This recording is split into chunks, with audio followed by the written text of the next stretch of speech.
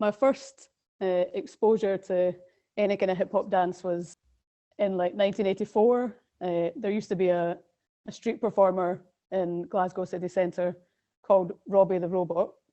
So he would dress up in the white suit with the white expressionless mask on his face, and do his robotics and then freeze until someone put money in his hat. So whenever I went into town with my mum, I would always make her stop and watch this guy because I was mesmerised by him, but also terrified at the same time.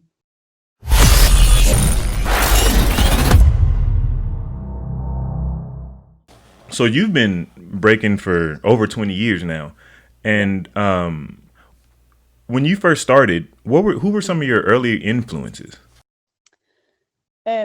So the first video that I bought, the VHS video, was a Battle of the Year '99. You hear that, kids? VHS video. Yeah, That's where we come from.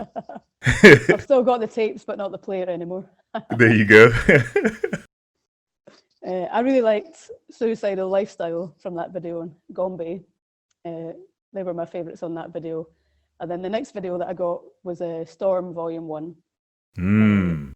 So yeah, they're my two main early influences, which is interesting because they Storm and Gombe both do a lot of power moves, and I Right. never really took up the power move side of things, much more into the footwork and flow and back rock kind of side. But yeah, that's who I was watching in the beginning. Yeah, I remember Suicidal Lifestyles. That's I remember them from Battle of the Year '99 when Yeah. when they won Battle of the Year '99 and destroyed the Americans with an onslaught of power moves.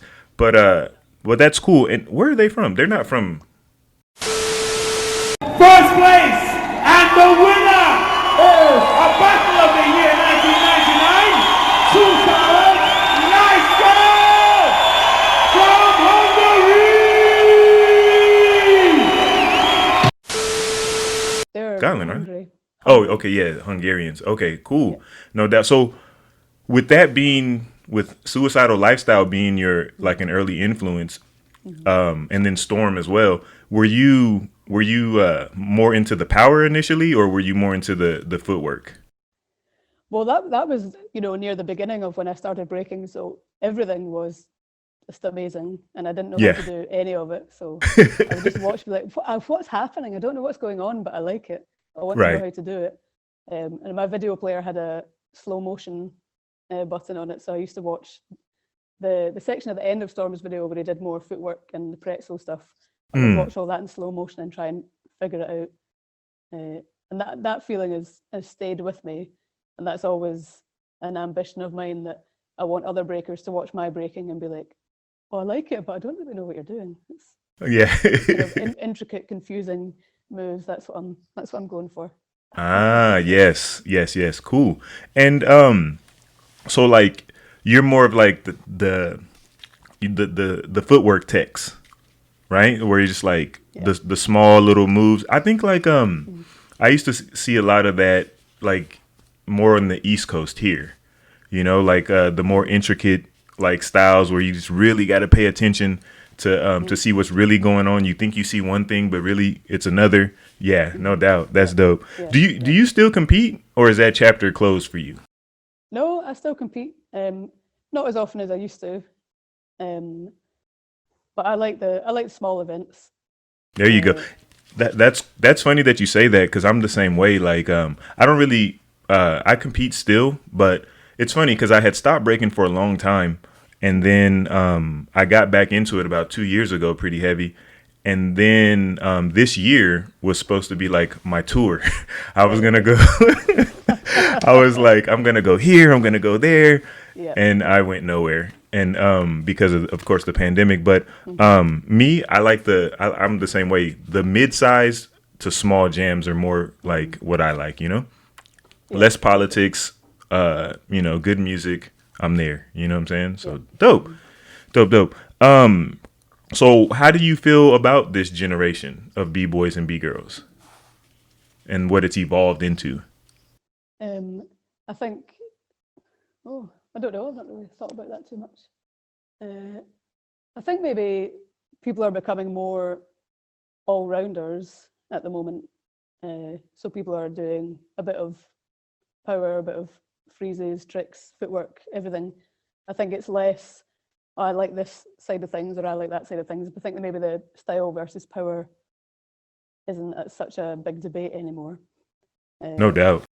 Yeah, I think it's more, I think that kind of changed from that side of things to big events or smaller events, underground or commercial. That I think that was the real hip hop, the community side or the fame side. No Not that doubt. you can't have both at the same time, but so yeah, I think there seems to be a lot of people in the new generation, even more than previous ones. I think it seems like it's growing. Definitely a lot more B-girls than when I first started. No doubt. Which is great. Right. But what I was gonna ask you is, so in America, we had that where it was like the one power guy, one or two power guys, because you were talking about how now everybody's an all-rounder. There was a time when you was like a bunch of style guys, and then you had your one power guy and your one trick guy who's going to just go blow it up. Did you guys go through that same evolution? Yeah. No doubt. The first crew I was in, or the second crew I was in, Random Aspects, we had a Power Move Pete, or Powerful Pete, as our power move guy. Nice. And like I'm from Arizona, right? And it's credited with developing what we call the abstract style. Are you familiar with the abstract style? Yeah. Do you guys have guys over there that adopted that style as well, or did everybody just kind of stay traditional? I don't think in Scotland so much, but there's a b-boy called P from Bad Taste Crew. So they're from Omagh, Northern Ireland, and now they all moved to Newcastle in England. So he was really interested in all that kind of abstract style. And there were other people in England doing it as well, but yeah, it didn't really catch on in Scotland so much. No doubt. Okay. So I mean, I presume the arguments for sport is that not as many people watch women's sport, Right. but women's sport isn't marketed the way men's sport is. It's not on TV as much, so it's impossible to have such a big audience. Right. Right? So I think for every reason there's going to be a counter argument, and Right. yeah. Can I play devil's advocate? Sure. Okay. So for more quality content from Beyond the Cypher with Illskillz, don't forget to press the like and subscribe buttons. Let us know how we're doing in the comment section. And to make sure you don't miss anything from the channel, smash the notification bell. We appreciate the love and support. Peace. Until the next episode.